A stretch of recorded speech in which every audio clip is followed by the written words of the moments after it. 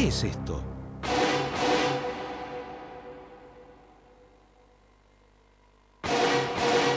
¿Y esto otro? ¿Y aquello?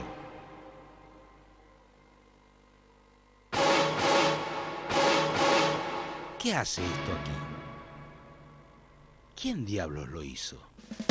Yo me hice estas preguntas y son, puedo asegurar, las que se hacen todos los que viajan por las llanuras de Buenos Aires y de golpe se encuentran con estas obras monumentales que parecen de otro planeta.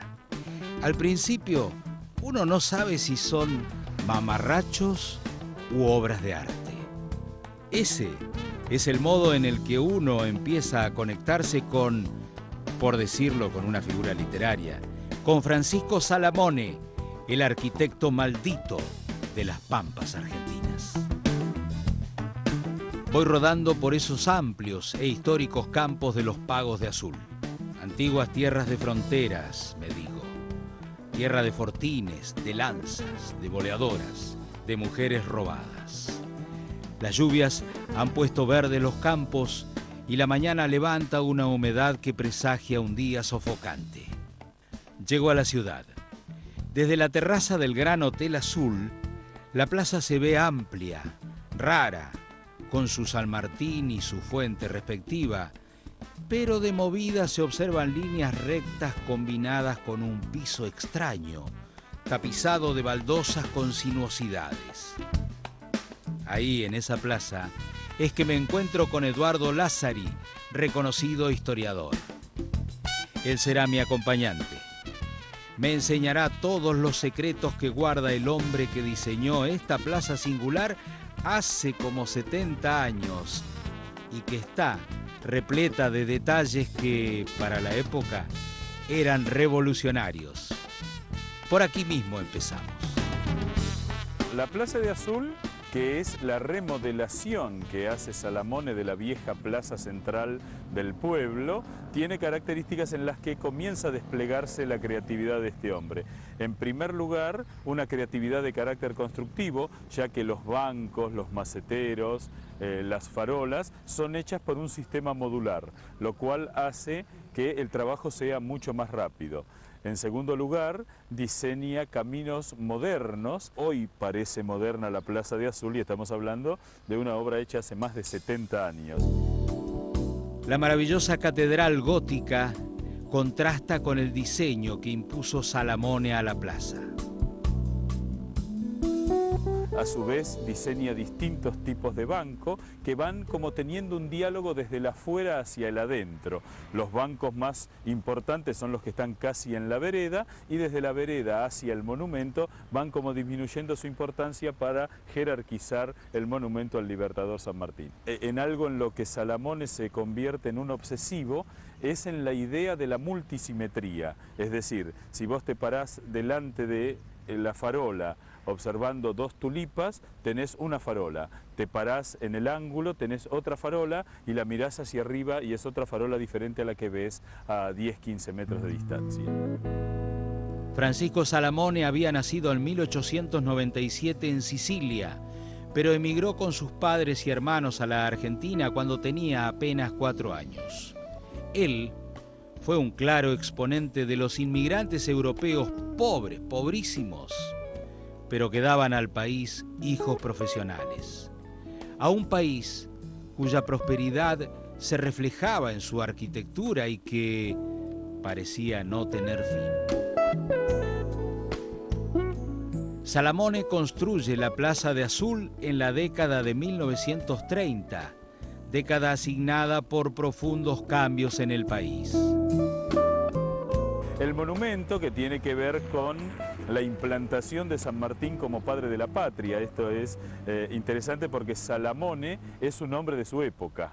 Es un hombre de la época del Kavanagh, del Empire State y de la época en que San Martín lentamente comienza a reemplazar a Rivadavia como padre de la patria. Entonces se hace un monumento Art Deco y el monumento a San Martín, que la escultura es una escultura clásica. Acá es donde se ve cierto eclecticismo divertido de Salamone, le hace un basamento de hormigón premoldeado y con con varias cascadas que le dieron movimiento en su tiempo, actualmente no funcionan. Que ya no las tiene. Que no las tiene, pero que sin duda con un poquito de trabajo se restaura.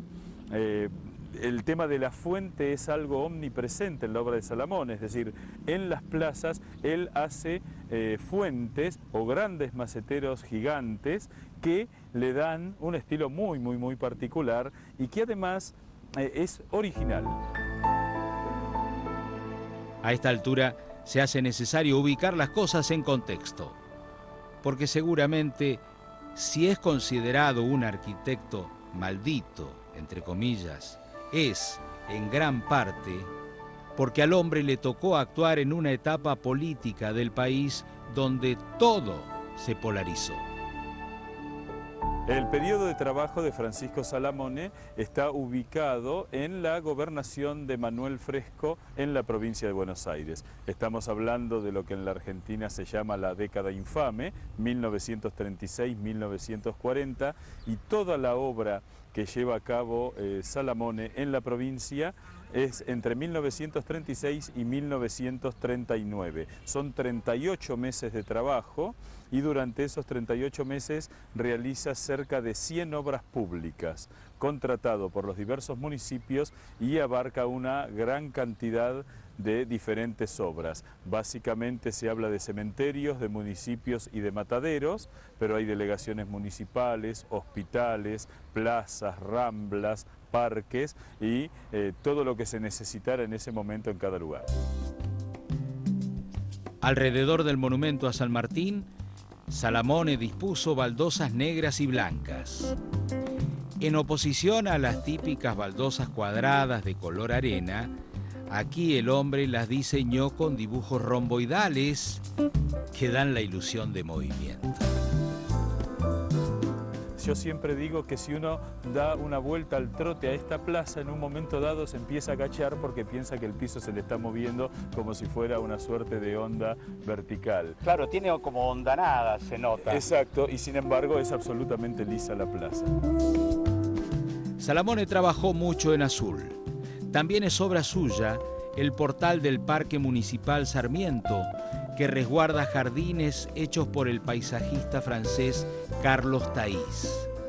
El portal es simple, pero las agujas tienen más de 30 metros de altura y están realizadas en hormigón armado. Pero la obra más emblemática de la ciudad es, por lejos, una escultura de alto impacto emocional a la vista. El Cementerio de Azul, el portal del Cementerio de Azul, es quizá la obra en la que Salamone despliega su mayor contenido artístico. Se convierte en escultor, se convierte en hombre de la simbología, se convierte en un artista completo, ¿no? Como arquitecto. Y genera este portal fenomenal cargado de hechos que remiten a lo funerario, desde el ángel, ese San Miguel que recibe a los muertos para el juicio, hasta las viejas letras latinas RIP, Requiescat in pace, marcando el contraste, y todo en un lenguaje formal absolutamente moderno que tuvo un impacto brutal en la sociedad azuleña de aquel tiempo. Su ángel, sus grandes letras, esas chimeneas, esos rayos o manos crispadas o lo que fuera, a uno y otro lado de la escultura.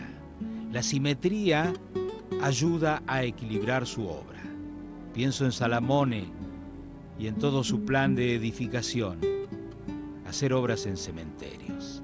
Nadie quiere entrar al cementerio y mucho menos se pueden encontrar votos allí.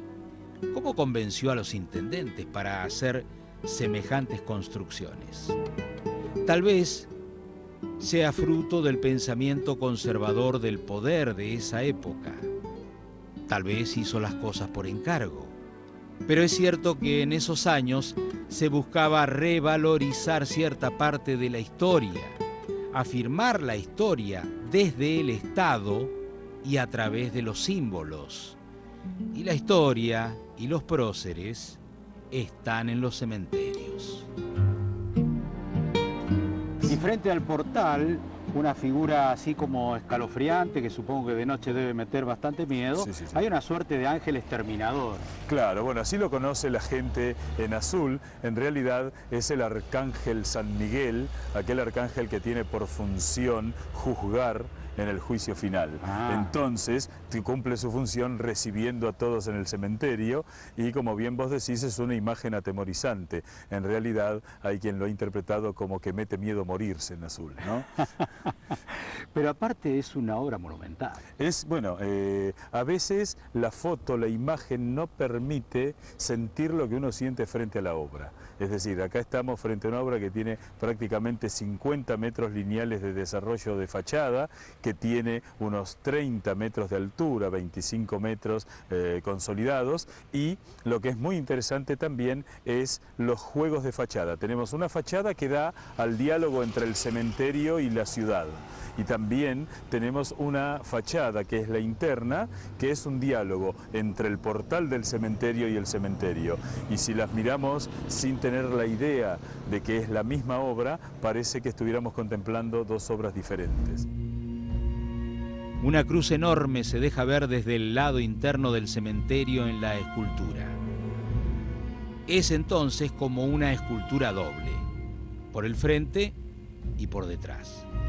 Pero la monumentalidad y la época en que fue realizada obliga a responder interrogantes. ¿Era fascista Salamone? No, él tiene una historia vinculada con el radicalismo, fue candidato incluso en Córdoba por el radicalismo y fue un astuto hombre de negocios que percibió que ese enorme plan de obras públicas, había una frase muy famosa en la provincia de Buenos Aires que decía: lo que Fresco dispone lo construye Salamone, y cuando Fresco pone un ladrillo lo llama Bustillo. Son los dos grandes arquitectos claro, de sí. ese tiempo.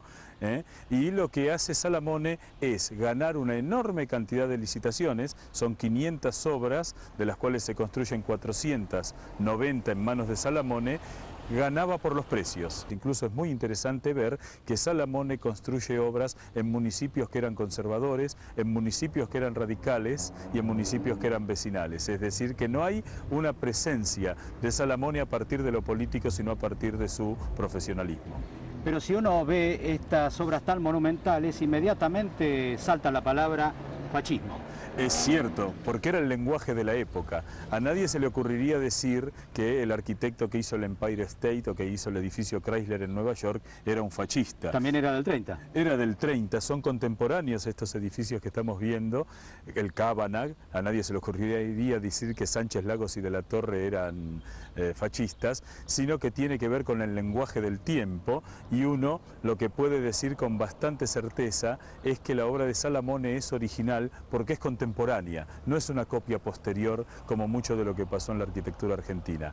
Es Salamone un creador original, y esa vinculación con el fascismo tiene que ver mucho más con alguna venganza de tipo profesional por su recta moral más que por lo que es su obra. No hay ningún signo en lo que es las ideas, las construcciones de Salamone que nos permitan decir que es fascista. Es más bien, como muchas cosas que ocurren en la historia, un mote que se pone a posteriori para desprestigiar. Exactamente. Nos subimos al auto y avanzamos por las calles céntricas de Azul hasta llegar a un edificio abandonado en las afueras. Desde lejos, la figura verdaderamente parece un cuchillo gigantesco. Y lo es. Esa fue la intención cuando el hombre se propuso diseñar el matadero municipal. Ahora seguimos rodando por la Pampa, siguiendo el rastro de nuestro arquitecto que, de repente, se ha vuelto de culto en la Argentina. Pero eso lo iré descubriendo durante mi viaje que sigue y sigue.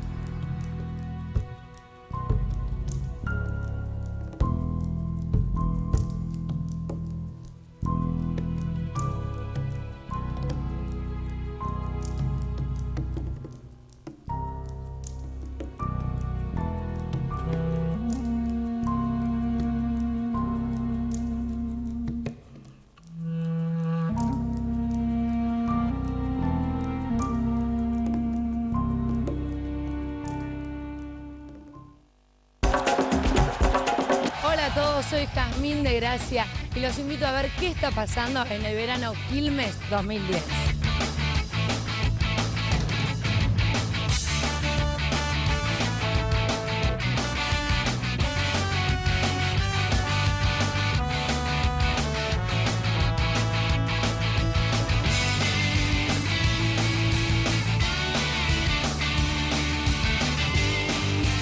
Con ganas de ver más de este gran verano Quilmes y de su bar de chop que próximamente estará en Buenos Aires, métete en www.quilmes.com.ar verano 2010.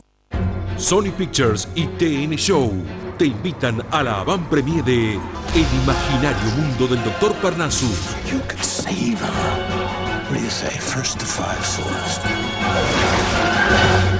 Una aventura fantástica con Christopher Plummer, Johnny Depp, Jude Law, Colin Farrell y la última actuación de Heath Ledger. Déjate atrapar por la magia y pasá a retirar tus entradas el martes 23 de febrero desde las 13 horas por TN, Cochabamba 1153. La puerta o tu vida. Instala hoy mismo una puerta Pentágono. Pentágono, más duras que la realidad. Fue en Quilmes, pero tranquilamente pudo haber sido en Mar Chiquita. Discúlpame, ¿te pido una Mar Chiquita? Sí, cómo no. ¿Chiquita o grande? No te la puedo creer. O verá. Buenas tardes, ¿les sirvo algo? Una cerveza o verá. ¿O veré qué, pibe? Camarones. ¿Qué van a pedir? Camarones. ¿Y para tomar? Camarones. Si le preparo un cóctel de camarones, así matamos dos pájaros de un tiro. Nina Clavero. Nos quedamos sin minas acá. ¿Trae minas? Llevo, voy para allá, estoy en 10. Dale que acá está lleno de minas. Ah, bueno, listo, no llevo. Ok. O en Miramar, Chapadmalal y, por qué no, en Carlos Paz. Qué paz, Carlos. Qué paz. Seguramente muchas cosas hubiesen cambiado. Lo que no hubiese cambiado es que una Mar Chiquita, Oberá, Camarones, Cholechoel, Miraclavero, Nono, Miramar, Chapadmalal o una Villa Carlos Paz tendrían el inconfundible sabor de una Quilmes. Quilmes, el sabor del encuentro. Cuando yo digo que este gobierno es corrupto, porque comienza a vender decisiones que hacen al bien común y al interés general. El tema petrolero. Si hablamos de 2.000 millones de este sobreprecio de las represas, ¿cuánto significaron la prórroga de las concesiones petroleras? Cobos no viola ninguna ley, no viola la Constitución, no está haciendo nada que esté prohibido por la ley. Incluso en el cumplimiento de su gestión o de su rol como vicepresidente, no es que esté violando un mandato legal. A las cosas hay que juzgarlas por los resultados, no por el andamiaje argumental. Y los resultados son hoy una economía mucho más frágil, una tasa de desempleo del 11%, una tasa de inflación y, en definitiva, como le decía antes, este que es el año del Bicentenario es un año perdido. Ahora hay que empezar a pensar ya en más allá del Bicentenario. Hola chicos, ¿quién quiere probar Yogurísimo Super Cremix? ¿Y cómo está? 10 puntos. Es cremoso, rico y dulce. Que lo nutra y le guste, me deja re tranquila. Yogurísimo Super Cremix, un alimento muy nutritivo más un sabor y cremosidad increíbles. Yogurísimo Super Cremix, verdadera nutrición que les encanta. TN está en internet. www.tn.com.ar. Toda la información del país y del mundo en un solo lugar.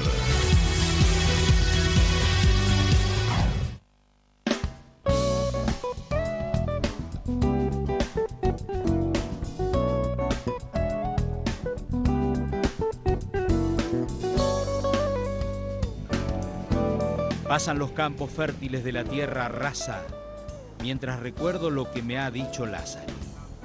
Al parecer, nadie sale indiferente después del primer contacto con la obra de Salamone. Yo te voy a contar una anécdota personal. Yo conocí a Salamone en serio cuando en una visita guiada que terminé en La Recoleta, dos arquitectos alemanes me dijeron: usted debe saber quién es Salamone. Le dije, bueno, tengo algunos datos, mire, porque nosotros hemos venido fundamentalmente a visitar su obra. Entonces yo me tomé un café con ellos y dije, qué cosa rara que dos alemanes hayan venido a esto.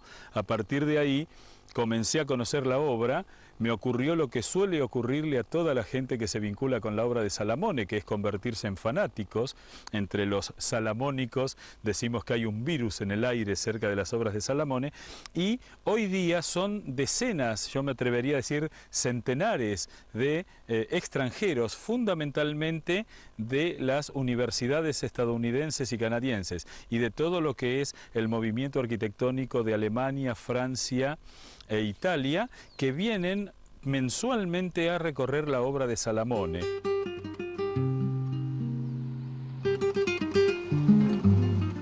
Eduardo, estamos entrando a La Prida. Sí, sí, aquí en este pueblo de la provincia se ve la mano de Francisco Salamone como urbanista. Esta enorme galería de árboles que tiene más de 3 kilómetros, desde la ruta nos conduce al centro del pueblo, allí donde él edifica sobre esta misma calle la municipalidad y la plaza, y una vez terminado el pueblo, esta misma galería de árboles nos conduce al cementerio, una de las obras más interesantes de Salamone en toda su obra, y que de alguna manera es como el coronamiento de la historia de la ciudad. La municipalidad y la Plaza de La Prida constituyen el armónico centro cívico. La torre, altísima con el reloj, es una de las características de su arquitectura. Con Salamone, el poder del Estado, en este caso la municipalidad, empieza a superar en altura a las iglesias. A la vista, bancos, farolas, fuentes repiten en La Prida las audacias de la Plaza de Azul. La escultura central de la plaza es francamente rarísima.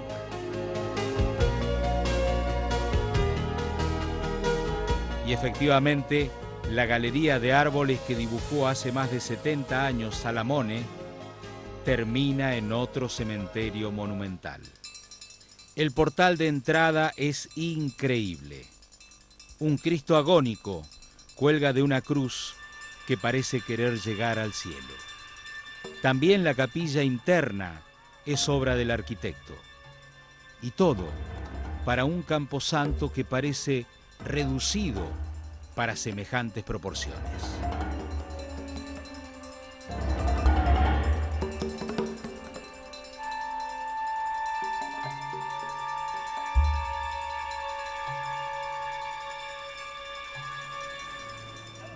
Hemos pasado con Lázari una larguísima jornada con Salamone y ahora está comenzando otra. Esta vez en Coronel Pringles, donde el arquitecto también dejó su impronta. En esta ciudad, lo que ha hecho es un complejo estético y funcional en torno al centro de los poderes cívicos. De hecho, ha roto con la plaza como centro del pueblo según el viejo estilo español. A la municipalidad, que tiene inocultables detalles góticos, la rodea un parque con glorietas y pérgolas y jardines y fuentes que parecen tener hostias incrustadas que protegen el templo municipal. Es el único lugar donde se observan rarísimas luminarias que están protegidas. El complejo es un verdadero paseo que aísla al edificio de ruidos y lo instala en un ámbito de árboles y pájaros en plena ciudad. Alejandro Carrafanc no solo nació aquí. Vivió desde siempre conectado con la obra de Salamone, aunque, claro, la ignoró de tan acostumbrado a verla como estaba, hasta que, estudiando la carrera de arquitectura, sus propios amigos, ajenos al pueblo, le indicaron que lo que para él era algo cotidiano, para ellos era por lo menos algo fantástico. Y así, Carrafanc se conectó con Salamone. Y bueno, y si yo me engancho con todo esto y empiezo a estudiar históricamente en qué momento este hombre había actuado. Y claro, uno empieza a darse cuenta de que la arquitectura no es solamente lo que uno estudia en la facultad, ¿no? Es lo que uno vive, lo que uno ha sufrido, lo que uno ha disfrutado. Y la arquitectura de Salamone es eso. Pone todo ahí. Pone todo, pone absolutamente todo lo que es él, ¿no? Y es verdaderamente un vanguardista, y es verdaderamente una persona que creo que revolucionó, desde el punto de vista formal, digamos, la arquitectura. Carrafang no duda en calificar la arquitectura de Salamone de vanguardista, que casi habitualmente es sinónimo de incomprensión y por lo tanto de rechazo. ¿Qué pasó con Salamone? ¿No se lo consideró? No. Yo creo que el problema, hay varios problemas, ¿no?, con Salamone. Creo que le toca actuar en un momento donde el país tuvo un desarrollo político determinado, pero por otro lado creo que más allá de eso, el problema era que era muy vanguardia.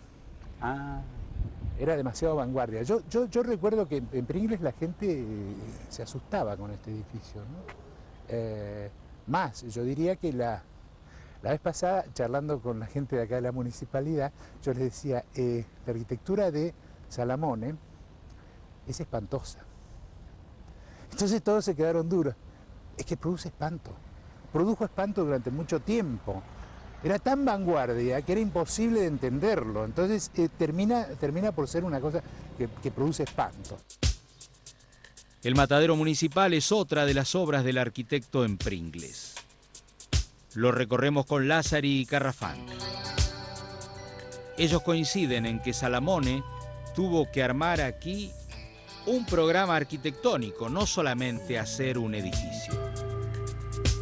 Hacer un edificio para faenar hacienda, sí, pero a la vez imaginarlo higiénico, funcional, agregar la casa del administrador, los corrales para la hacienda, en fin, y todo de cero. Y lo que a la distancia parece loco o sin sentido, el ojo entrenado de los arquitectos pueden descifrar mensajes y hasta guiños de diversión por parte del constructor. Así, dicen, pasa con los mataderos, que por lo general uno imagina a sus torres que tienen la forma de gigantescas cuchillas. La arquitectura de Salamone es arquitectura salamónica. No hay otra alternativa. O sea, la arquitectura de Salamone tiene neoplasticismo, tiene constructivismo ruso, tiene suprematismo, tiene de todo. En esa fragua, entonces, él hizo su estilo. Claro, y él configura su propio estilo. Dos cosas me quedan del paso por Pringles que son clave para entender el misterio Salamone en la Pampa húmeda. Primero, el rechazo de la época y luego, muchísimos años más tarde, la aceptación. Si uno recorre la provincia de Buenos Aires, la provincia de Buenos Aires está jalonada con su discurso. Y de hecho entonces, por lo tanto, parecería ser que podría llegar a ser el arquitecto de la Pampa, ¿no? Claro. Podría llegar a ser el arquitecto de Porque la le dio Pampa. como relieve, me da la sensación. Cada pueblo que yo Tridimensión. llego... Tridimensión. Tridimensionalizó el pueblo. Y además lo más interesante, por ejemplo en el caso de Pringles, hubo una cosa muy interesante, que fue, en el año, este edificio se termina en el año 38, 39, ¿no? No se inaugura. Ajá. Nunca se inauguró. Simplemente empezó a sesionar el Honorable Consejo Deliberante, pero nunca hubo una inauguración del edificio. O sea, el pueblo nunca lo acompañó, quiso, digamos, nunca, ¿no? Lo hizo propio. Nunca, sí. Yo creo, siempre digo, la arquitectura de Salamone es la malquerida, ¿no? Porque es querida, pero mal. Claro, sí. No es que no la quieren. ¿Y ahora el pueblo lo terminó aceptando? Sí, ahora totalmente. Sí, ¿no? Totalmente. Cada vez nos vamos más hacia el oeste de la provincia y aparecen a lo lejos las primeras sierras. Así se rompe la monotonía de la Pampa. Estamos haciendo la radiografía de Salamone a ritmo de vértigo. como le gustaba trabajar al arquitecto, por otra parte. Muchas obras en poco tiempo.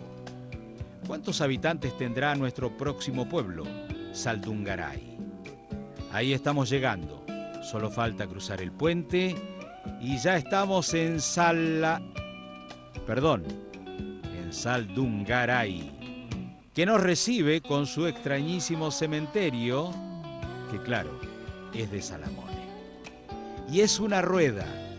Solo a él se le ocurriría hacer una rueda de hormigón con el rostro de un Cristo sufriente en pleno centro. Ya es hora de agregar a lo conocido, después de la sorpresa inicial, algunos aspectos de la vida de Francisco Salamone. Ahí van.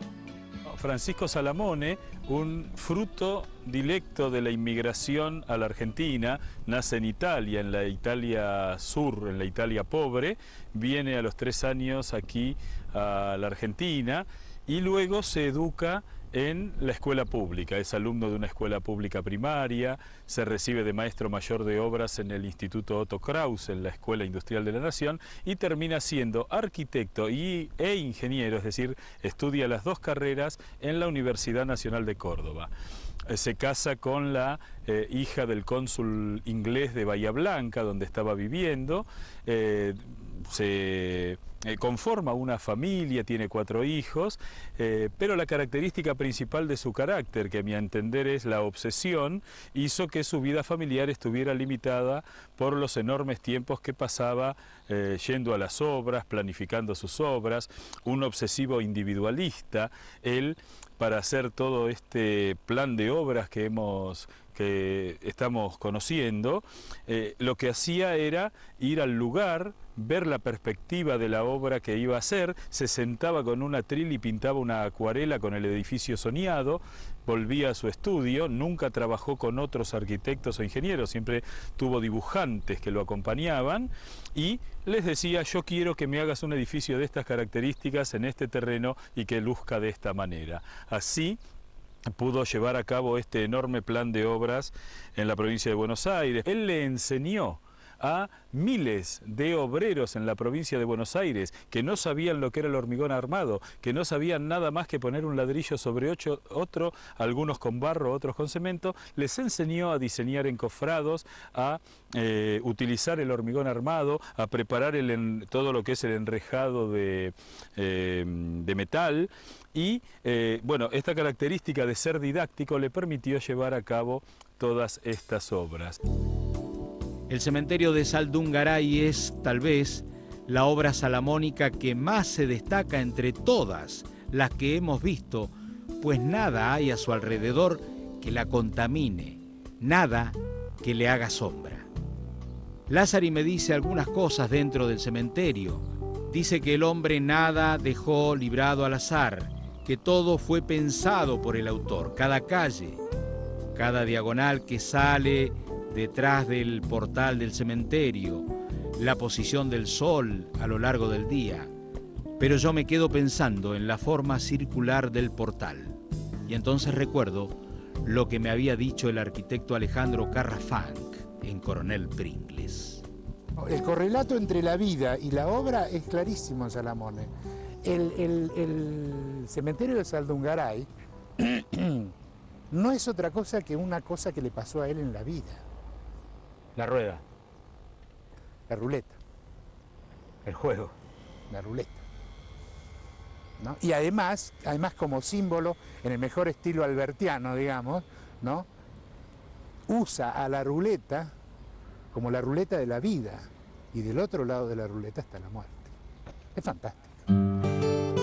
O sea, esa escultura es algo que representó un drama en la propia vida de Salamone.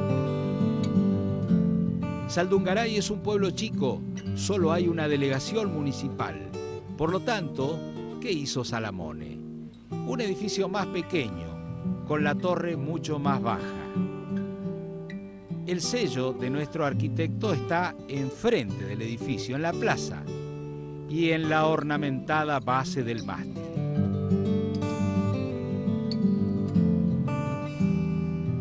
Nos vamos de Saldungaray, más ruta, más verde, ya manejando entre las sinuosidades que propone el camino.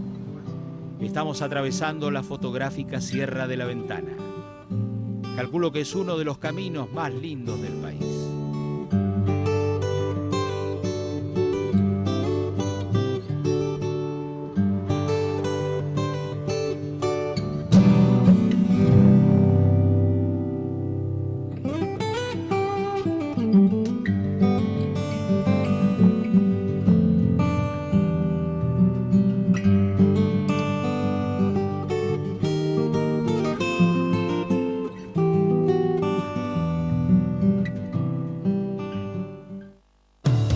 Es mejor si no esperás. Tené el auto que querés con el préstamo personal Galicia. En 24 horas con un plazo de hasta 60 meses.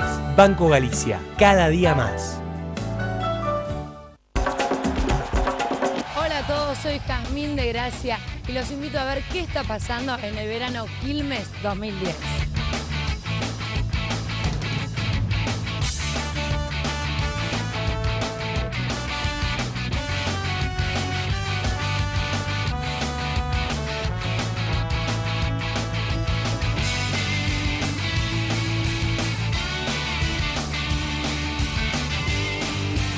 Con ganas de ver más de este gran verano Quilmes y de su bar de chop que próximamente estará en Buenos Aires, métete en www.quilmes.com.ar verano 2010.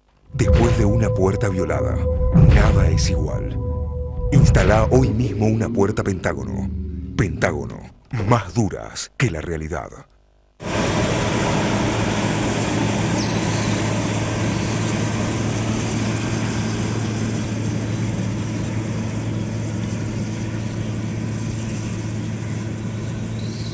Eso que tenés en la cabeza, lo podés ver, probar, comprar y financiar en Expoagro 2010. Te esperamos en Expoagro 2010. Del 3 al 6 de marzo, en el kilómetro 121 de la Ruta 9, Paradero San Pedro, provincia de Buenos Aires. Con tu entrada, participá del sorteo de una nueva Ford Ranger, vehículo oficial de Expoagro 2010.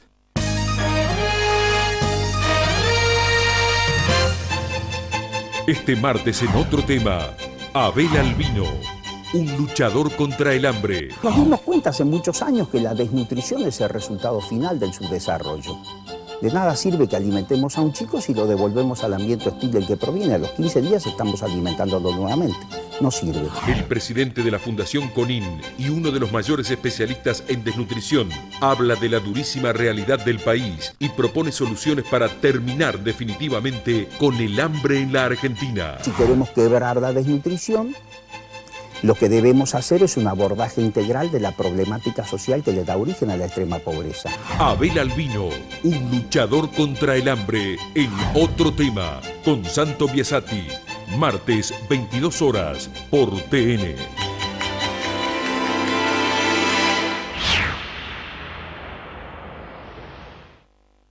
Sony Pictures y TN Show te invitan a la avant-premiere de El imaginario mundo del Dr. Parnassus. You could save her. What do you say? First to five first. Una aventura fantástica con Christopher Plummer, Johnny Depp, Jude Law, Colin Farrell y la última actuación de Heath Ledger. Oh, voilà. Déjate atrapar por la magia y pasá a retirar tus entradas el martes 23 de febrero desde las 13 horas por TN, Cochabamba 1153.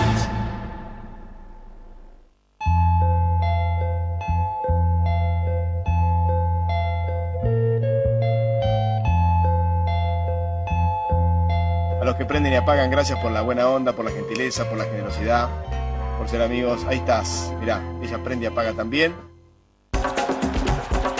Hola a todos, soy Jazmín de Gracia y los invito a ver qué está pasando en el verano Quilmes 2010.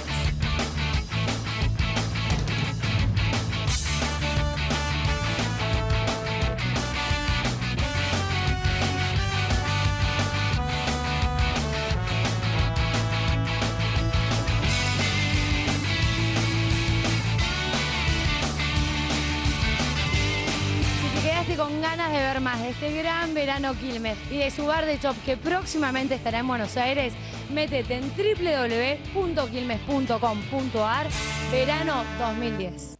Inseguridad, miedo, Instala hoy mismo una puerta Pentágono.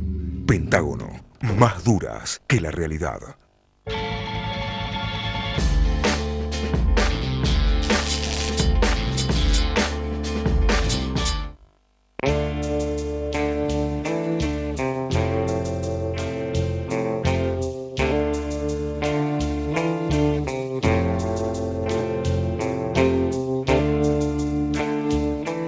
Voy pensando en las claves para entender las obras de Salamone.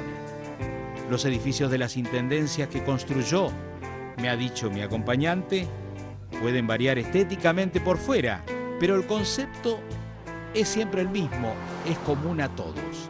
En cada uno de ellos, Salamone ha instalado el poder liberal de la Constitución de 1853.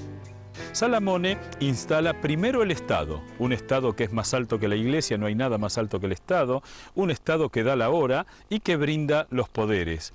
Generalmente tenemos, por un lado, la entrada a la intendencia municipal, es decir, al despacho del intendente, a los despachos de los secretarios de las diversas carteras de gobierno. Por el otro extremo, generalmente la entrada al juzgado de paz, ahí donde puede verse algunas cosas particulares que no eran propias del tiempo, como por ejemplo los baños públicos divididos a lo largo de todo el edificio, y generalmente en el centro, aunque esto no es excluyente, el Consejo Deliberante, que a su vez también divide el ingreso al recinto de sesiones para el pueblo, para los concejales y para el presidente del Consejo. Estamos cada vez más al oeste de la provincia de Buenos Aires. Los pastos ya no son tan verdes. De repente llegamos a otro de los mataderos de Salamone. Este es el de Guaminí. Como todos, ha sido radiado de servicio hace mucho y campea el abandono, por fuera y por dentro.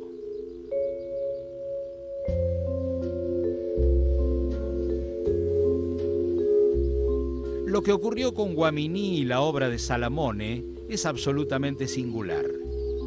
Frente al espectacular edificio municipal, esa tarde sofocante, el director del museo, Eduardo, me contó que pudo reconstruir el impacto que significó la instalación de esa construcción futurista en el corazón de Guaminí en la década del 30. Que hay un impacto político. Digamos, el gobierno conservador de esa época eran pueblos chicos estos, y digamos, lo que era la pelea partidaria era muy fuerte, digamos, ¿no? Y hay una suerte no de ignorar la obra que se estaba haciendo, sino de evaluarla y de darle connotaciones políticas, como se haría hoy día prácticamente igual, ¿no? Eso por un lado. Y por otro lado, se refleja en periódicos inmediatos posteriores a la construcción, para ir en el 39, por ejemplo, en el 40, del intento del gobierno municipal de atraer la gente nuevamente a la plaza, lo cual dejaba a las claras que la gente se había ido de la plaza, ¿no? Cuando Salamone hace la municipalidad, desaparece la plaza, donde había un kiosco de refrescos, un lugar de juegos infantiles, el lugar de la cita obligada para los novios, el lugar donde la banda de música tocaba sus retretas por lo menos una vez por semana. Los vecinos nunca adoptaron la espaciosa plaza del arquitecto para volver a reunirse. ¿Por qué? Desde el punto de vista técnico, ver una mole de estas acá, en la década del 30 que había gente que no conocía la ciudad. Claro. O sea, muchísima gente que no conocía la ciudad. Claro. Y esto debe haber sido algo muy fuerte. Digamos. Muy choqueante. Hace un tiempo atrás se hizo una mesa de memoria, la cual se trató de rastrear un poco eso. Y, por ejemplo, a mí me sorprendió el hecho de que nadie se acordara del momento de construcción del matadero. Ah, sí, estuvimos en el matadero. Nadie se acordaba del momento de construcción de eso. ¿Por qué? Y no sé, eso es lo que me sorprendió a mí, ¿no? Debe ser alguna especie de shock histórico.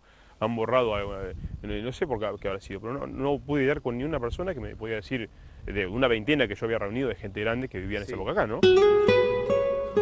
A la municipalidad la licitaron en 1936. En 1938 hay una prueba de que la estaban pintando, pero nada más que eso. Y no hay una fecha documentada de terminación. hay material fotográfico ahí fechado del 38, por ejemplo, de septiembre del 38, que todavía estaban pintando, en septiembre del 38, por ejemplo, ¿no? Pero no hay una fecha, no ha quedado documentado de ninguna manera una inauguración, por ejemplo, como ha quedado en como quedó en Carué, por ejemplo. Tal vez algún día las viejas heridas cierren y Guaminí pueda volver a disfrutar aquellas tertulias de antaño. El edificio municipal está parado con sus balcones al frente, orgulloso, como una proa hacia un futuro venturoso. ¿Y hoy en día hay algún principio de revalorización de la obra de Salamone aquí o cómo está la situación? Lo cierto es que por ahí la gente está consciente de que mucha gente viene a verlo, ¿no? Puede que sea un paso previo a un reconocimiento, ¿no? Ahora seguimos nuestro viaje hacia Carué, todavía más lejos. Es que la mano y la obsesión de Salamone no tenían límites. Fueron pocos años de trabajo, es cierto, en los que hizo centenares de obras, pero de repente, un día, su fuego se apagó. ¿Tuvo una época de fama, de gloria, de dinero? Mi sospecha es que Salamone debió ser millonario, porque la cantidad de obras que hizo hablan de montos, hablamos de millones de pesos en tiempos en los cuales estas cifras eran enormes.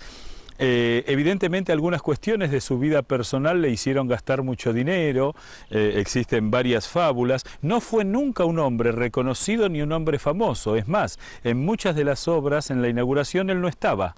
Es decir, que simplemente se había dedicado a la construcción. Esas tensiones en la vida familiar que lo llevaron en los últimos años a una gran soledad. Hay un juicio que le inicia la provincia de Tucumán durante el golpe del 43. Él había hecho grandes obras de pavimento.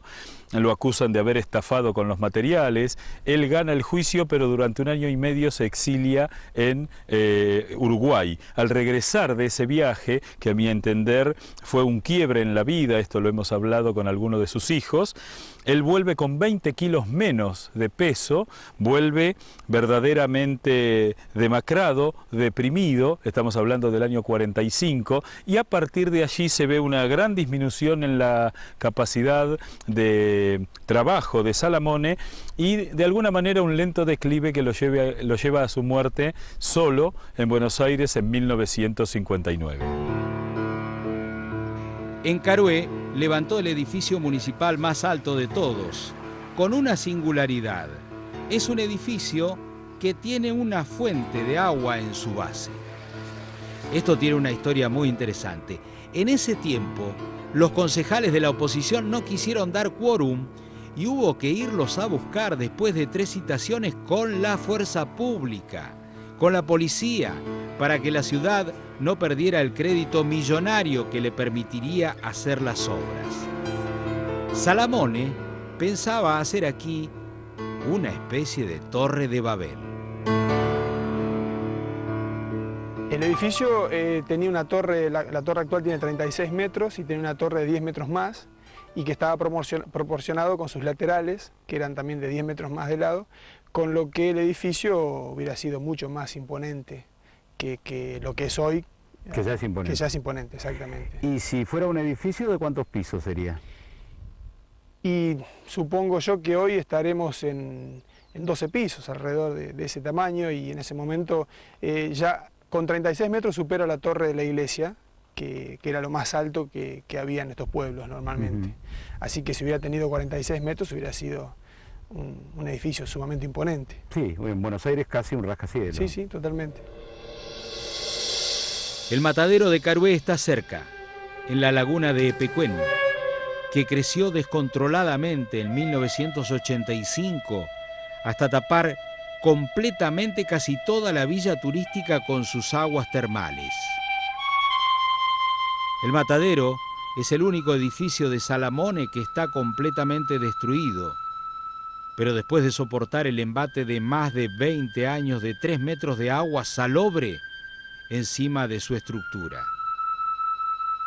Está destruido, pero sin embargo, orgullosamente en pie. La gente ha tomado mucha conciencia y hoy son edificios emblemáticos. O sea, en muchos pueblos sus logos turísticos son las obras de Salamone, que eso ya indica que forman parte del patrimonio. Aquí en Carué casi compite con la laguna, que es nuestro patrimonio. Pero creo que la gente ha tomado mucha conciencia hoy y el edificio y los edificios municipales, no en este caso Matadero, pero sí el Palacio Municipal, es el edificio del pueblo. No va a haber otro edificio igual. O sea, habría que hacer un edificio imponentísimo para lograr tapar la gloria o el esplendor que tienen los edificios de Salamone. Salamone trabajó en lugares recónditos de la provincia de Buenos Aires en su tiempo, lugares que hasta hacía apenas 40 años habían sido fortines en tierras arrebatadas a los indios. Y llegó él con su extraña arquitectura de hormigón armado, como si un plato volador bajara directamente a la tierra. ¿Qué decir del arquitecto de las Pampas? ¿Que fue individualista? Claro. Solitario, también. Que no dejó obras académicas escritas, que se peleó con sus colegas ingenieros y arquitectos, que era rígido, obsesivo y con una descomunal capacidad de trabajo. Yo creo que Francisco Salamone es, como muchos otros hombres de la cultura argentina, un olvidado por motivos equivocados. Es un formidable hacedor. Vale la pena recordar esa frase de Ortega y Gasset, argentinos a las cosas, porque lo que tenemos que hacer con Salamone es mirar su obra, reconocer su trayectoria, ver cómo pensó en nosotros y no en él. Son obras que tienen 70 años, que las estamos disfrutando personas que ni siquiera estábamos vivos al momento que murió Salamone. Y me parece que forma parte de la necesidad que tenemos los argentinos de rescatar el patrimonio para saber lo que somos, cuidar lo que somos y entonces saber hacia dónde vamos. La laguna de Epecuén se llevó manzanas enteras. Ahora el agua empezó a bajar y se descubre entonces un paisaje desolado. Árboles muertos, viviendas desbaratadas. Pero el hormigón de Salamone aguantó estoicamente. Ahora hay que volver a la ruta. El viaje ha sido tan vertiginoso como la vida de nuestro personaje. Ingeniero, arquitecto, maestro mayor de obras, jardinero, paisajista, diseñador. Negado por la historia, de Francisco Salamone apenas hay fotos. Y no hay registro de las inauguraciones de sus obras. Y llevó una vida que se sepa por lo menos desdichada. De cabo a rabo, me digo, una historia argentina.